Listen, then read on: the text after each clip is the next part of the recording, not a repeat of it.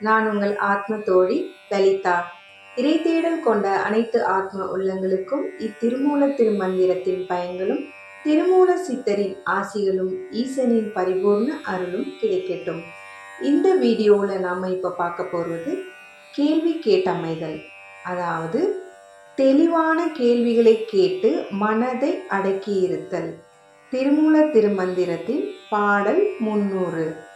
அரங்கேட்டும் அந்தணர் வாய்மொழி கேட்டும் மரங்கேட்டும் வானவர் மந்திரம் கேட்டும் புறங்கேட்டும் பொன்னுரை மேனியம் ஈசன் திறம் கேட்டும் பெற்ற சிவகதி தானே.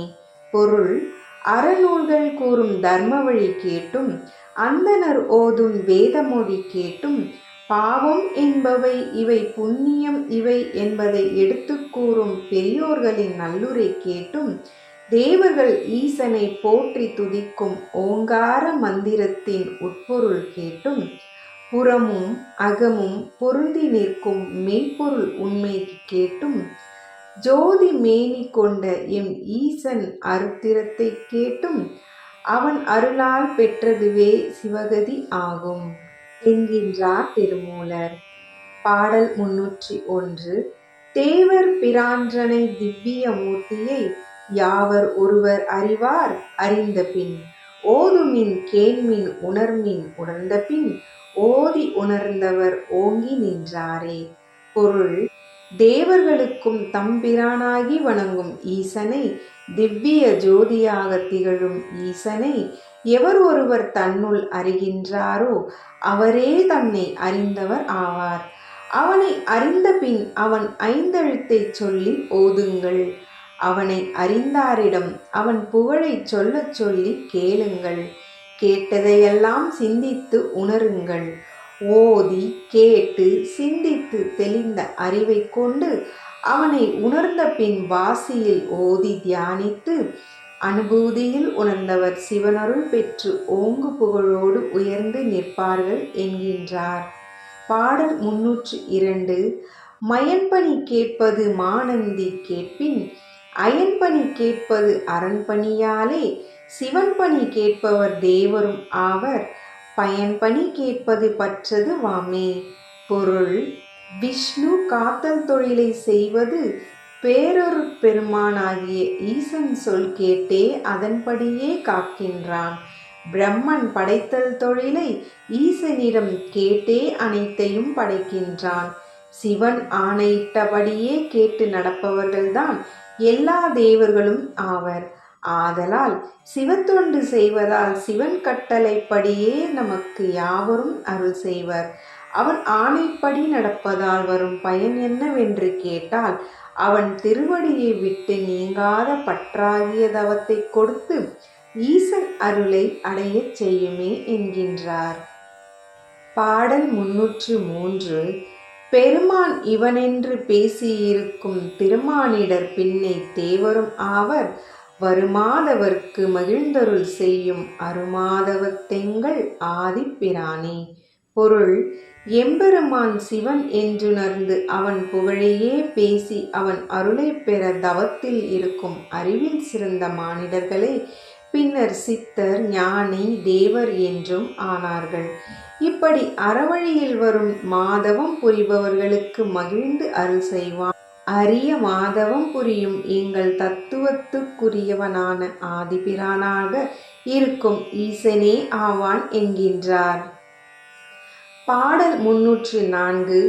ஈசன் அருளும் இறப்பும் பிறப்பையும் பேசி இருந்து பிதற்றி மகிழ்வைதின் நேசமும் ஆகும் நிகழொளியாய் நின்று பாசமலர் கந்த மன்னி நின்றானே. பொருள்: இறப்பையும் பிறப்பையும் அருளியவன் ஈசன். எனவே ஈசன் கொடுத்த இப்பிறவியிலேயே அவன் புகழையே பேசி நின்றும் இருந்தும் கிடந்தும் நடந்தும் எண்ணியபடி இருந்து அவன் அருளை பெறுவதில் பித்தனாகி பிதற்றி அகமகிழ்வுடன் தியானம் செய்து கொண்டிருங்கள். இப்படி இருந்தால் ஈசனும் நம் மீது அன்பு வைத்து அருள் செய்வான். எல்லாவற்றையும் நடத்தி வைக்கும் ஈசன் ஜோதி ஒளியாய் நின்று வாசமிக்க மலரில் வீசும் மனம் போல் நம்மில் கலந்து நிற்பான் என்கின்றார். பாடல் 305. விழுப்பமும் கேள்வியும் மெய்நின்ற ஞான தொழுக்கமும் சிந்தை உணர்கின்ற போது வழுக்கி விழாவிடில் வானவர் கோனும் இழுக்கின்றி எண்ணிலி காலமதாமே. பொருள்: உயர்ந்த பரம்பொருளின் மேல் அளவற்ற விருப்பத்தை கொண்டு இப்பூமியில் வாழ்ந்து கேள்வி ஞானத்தால் கண்ட மெய்ப்பொருளில் நின்று ஞானத்தை அடையும் நல் ஒழுக்க நெறியில் சிந்தை தெளிந்து ஈசனை தவம் செய்து உணர்ந்திடல் வேண்டும். அப்போது ஒழுக்க நெறிகளில் இருந்து வழுக்கி விழாமல் தவறாமல் இத்தவத்தை தொடர்ந்து வந்தால் தேவர்க்கரசனான இந்திரனும் உன்னை வாழ்வினால் ஒரு குறையும் இல்லாமல் எண்ணற்ற காலம் இருக்க வைப்பான் என்கின்றார். பாடல் 306. சிறியார் மணற்சோற்றில் தேக்கிடுமா போல் செறிவால் அனுபோகம் சித்திக்கும் எண்ணில் குறியாததொன்றை குறியாதார் தம்மை அறியாதிருந்தார் அவராவார் அன்றே. பொருள்: சிறு குழந்தைகள் கூடி மணல் வீடு கட்டி மணலில் கூட்டாஞ்சோறு ஆக்கி உண்டு விளையாடுவது போல் உலக ஆசைகளில் வாழ்ந்து அடையும் போகங்களால் இறையொருள் கிடைத்துவிடும் என்று நினைப்பது தவறாகும்.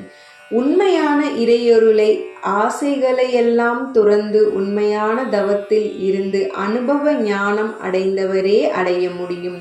இவ்வுலக இன்பங்களை அனுபவித்து கொண்டே இறை இன்பம் சித்திக்கும் என எண்ணி வாழ்ந்திருப்பது சிறுபிள்ளைகள் உண்ணும் மணற்சோறு போல பொய்யாகித்தான் போகும். சுட்டி காட்ட முடியாத ஒன்றான பரம்பொருளை என்ன உருவம் என்ன நிறம் என்று குறிப்பிட்டு சொல்ல இயலாதவனாகிய ஈசனை அடைவதை குறிக்கோளாக கொள்ளாதவர்கள் தன்னையும் அறியாமல் தன்னுள் நின்ற தலைவனையும் உணராமல் வாழ்ந்திருக்கின்றார்களே என்கின்றார். பாடல் 307. உறுதுணையாவதுயிரும் உடம்பும் உறுதுணையாவதுலகுரு கேள்வி செறிதுணையாவது சிவனடி சிந்தை பெருதுணை கேட்கில் பிறப்பில்லை தானே. பொருள்: உடலுக்கு உற்ற துணையாக இருப்பது உடம்பின் உள் இயங்கும் உயிர். உயிருக்கு உறுதுணையாவது உலகில் உள்ள ஞானிகளின் உபதேசத்தால் அடையும் கேள்வி ஞானம்.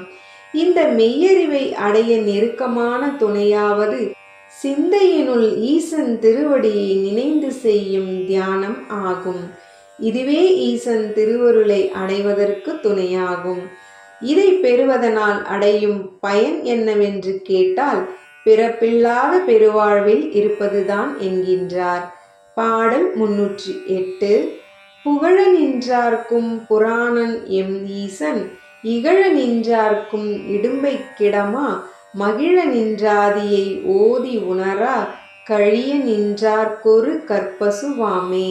பொருள்: விண்ணிலும் மண்ணிலும் தேவாதி தேவர்களும் போற்றி புகழும் அனாதியாக இருக்கும் எம் ஈசன் மிக பழமையானவன். தன்னை அறியாமல் அவனை இகழ்வாக நினைப்பார்க்கு துன்பத்தை அடைய செய்வான் அவன்.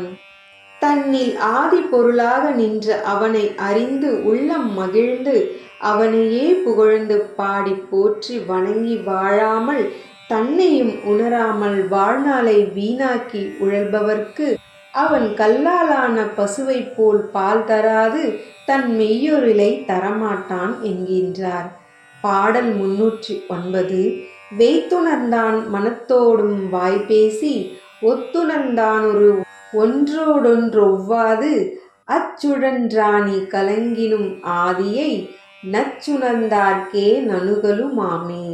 பொருள்: உடம்பினுள் உயிரை வைத்து படைத்த ஈசனை தன்னுள் உணர்ந்து அவனை மனதினால் எண்ணி தியானித்தும் அவன் புகழையே வாயினால் பேசியும் மனம் சொல் உடம்பு என்ற மூன்றும் பொருந்தி ஒன்றி நின்று ஒருமுகப்பட்டு உணரக்கூடியவர்களுடன் எம் ஈசனும் மெய்ப்பொருள் உருவாகி ஒன்றி இருப்பான்.